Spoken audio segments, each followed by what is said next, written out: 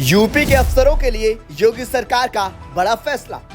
अब काम के आधार पर होगी अफसरों की ग्रेडिंग, सीएम डैशबोर्ड से होगी सीधी निगरानी।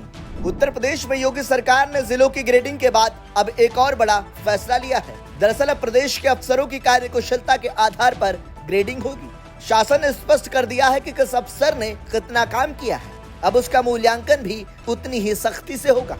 इसके लिए मुख्यमंत्री डैशबोर्ड के माध्यम से ग्रेडिंग की व्यवस्था लागू की जा रही है। दरअसल मुख्यमंत्री कार्यालय से जुड़े अपर मुख्य सचिव ने इस संबंध में कार्यकारी आदेश जारी कर दिए हैं। इसमें स्पष्ट किया गया है कि प्रदेश के जिलाधिकारी, मुख्य विकास अधिकारी, पुलिस कप्तान, मंडलायुक्त से लेकर विभागीय प्रमुखों तक सभी अधिकारियों को उनके कामकाज के आधार पर 4 श्रेणियों में बांटा गया है। ऐसे होगी ग्रेडिंग की श्रेणियां।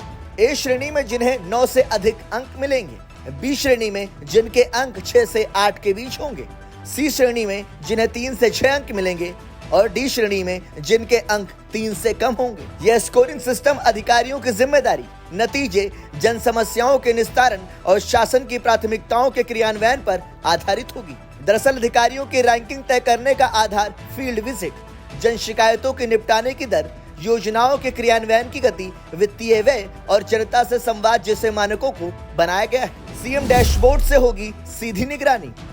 मुख्यमंत्री डैशबोर्ड के जरिए सभी जिलों और विभागों की निगरानी पहले से की जा रही है। अब उसी प्रणाली से व्यक्तिगत स्तर पर अधिकारियों की कार्यशैली की समीक्षा की जाएगी। शासन स्तर पर अलग से ग्रेडिंग अंकों की व्यवस्था भी तैयार की जा रही है, जिससे अफसरों की परफॉर्मेंस रिपोर्ट हर माह या तिमाही आधार पर अपडेट होती रहेगी। पारदर्शिता और जवाबदेही की दिशा में बड़ा कदम।